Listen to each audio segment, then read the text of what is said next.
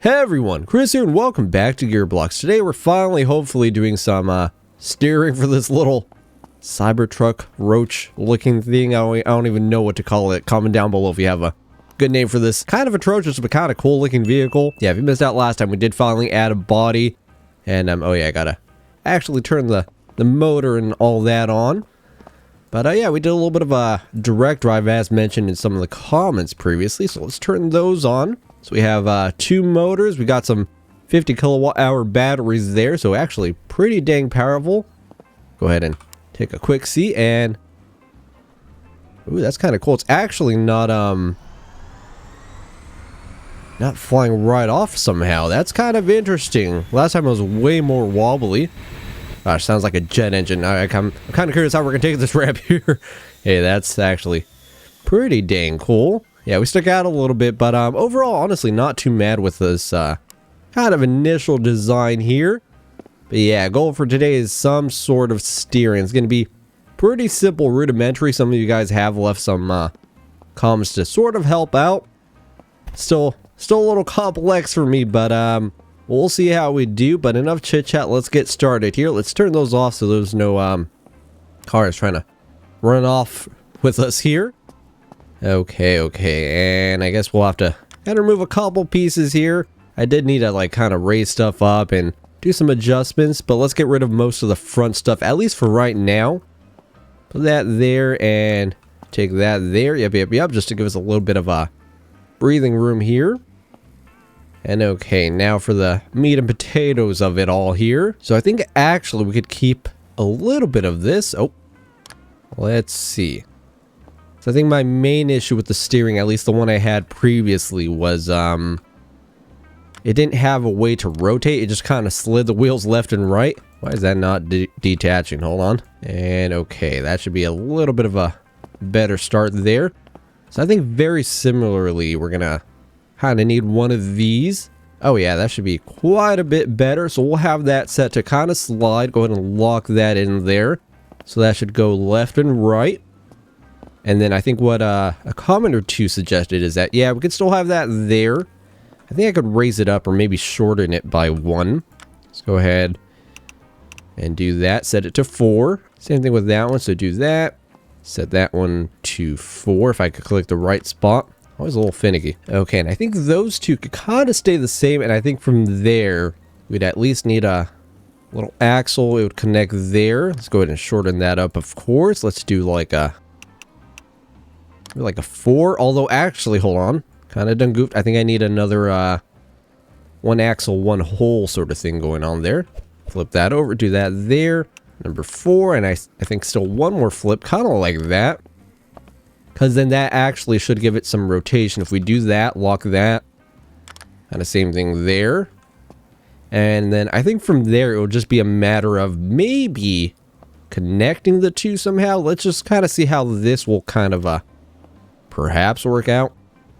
That could stay stiff, I believe. And yeah, just kind of like the regular kind of wheel assembly. Let's go ahead and put that there. That has to rotate. That way the wheel can spin, obviously. I feel like I'm messing one of these up, but let's just kind of see how that works out, at least now. Let's get rid of that. Obviously, we'll put some of that back on eventually. Let's just hit Control F and see what happens. Ooh, okay, I might be onto something. Well, it's kind of sliding off, though.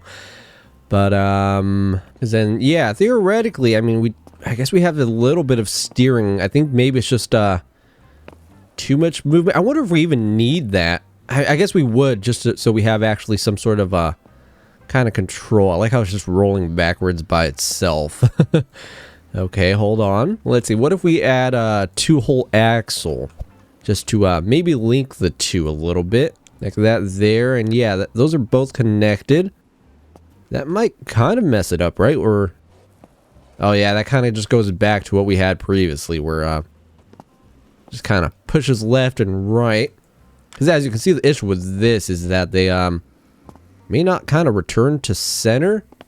I mean, is that such a big issue? I mean, yeah, because then they're kind of going inward. So we still need something to kind of stabilize it a little bit more, perhaps. Okay, but let's give this a quick test run here with like an actual axle and like gear and all that.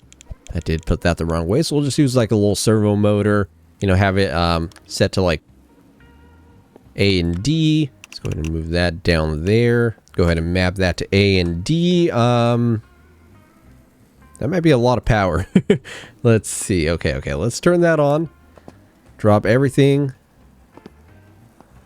I mean, kind of seems like it's somewhat working. Let's go ahead and sit down, get a first-person view on this, of course.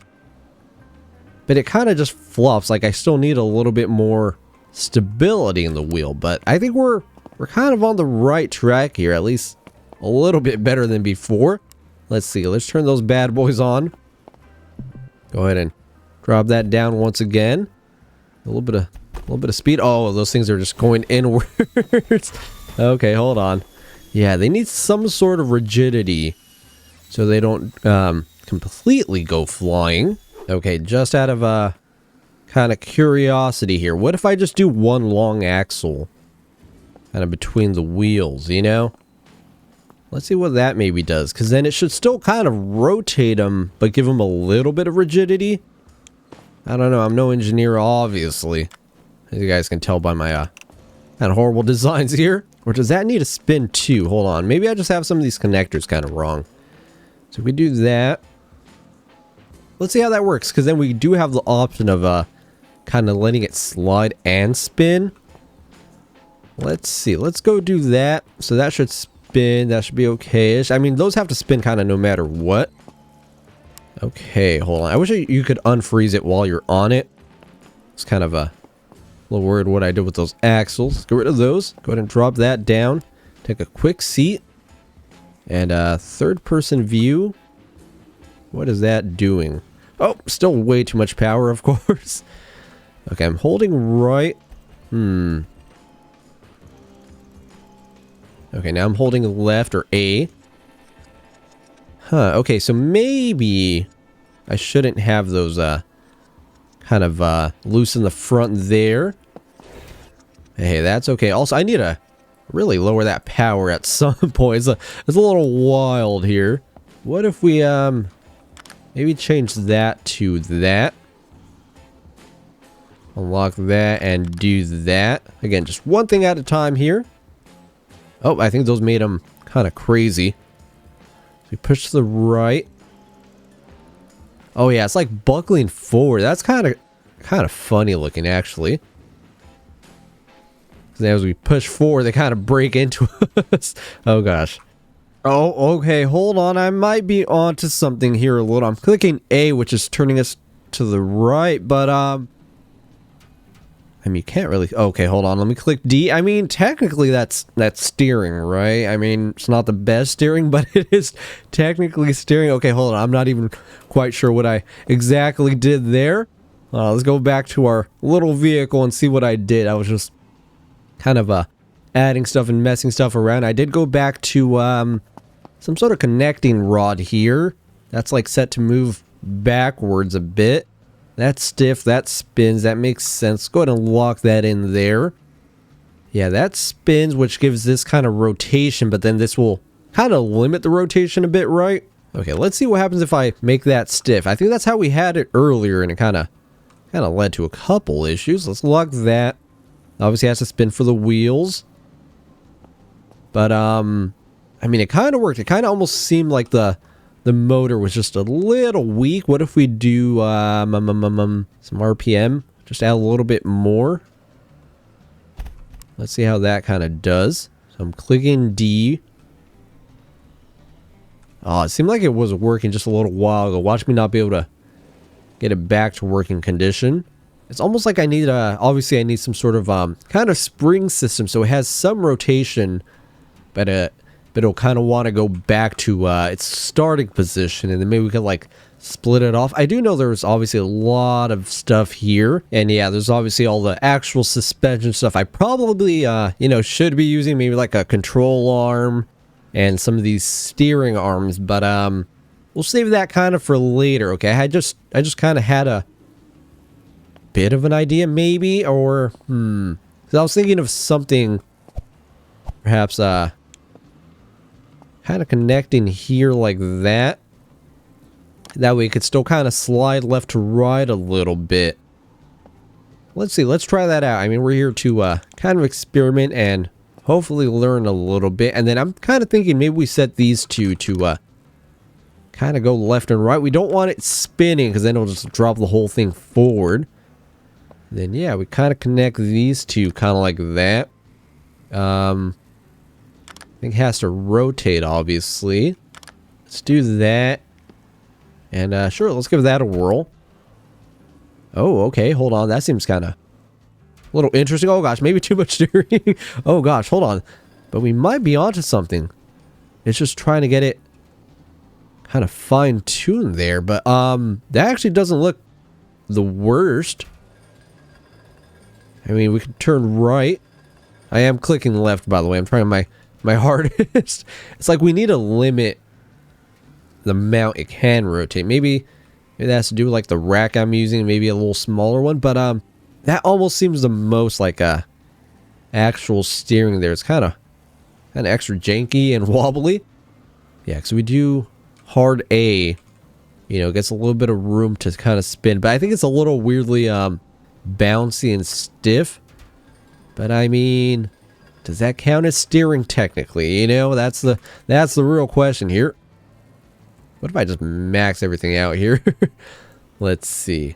Yeah, because as soon as you turn it, it's just kind of stuck in that position. That's kind of the big issue here. There's no way for it to kind of naturally straighten out, or except when I go backwards for whatever reason. But then, yeah, it just kind of locks to one side or the other. But gosh darn it, if that isn't progress, I'm not really sure what is. Okay, I might be onto something. Obviously, there's actual steering components, which I should be using, but you know, I'm kind of trying to do this just from experimentation. I do appreciate obviously the comments, which have, I think at least one of them explained something like this, that my original design was kind of close.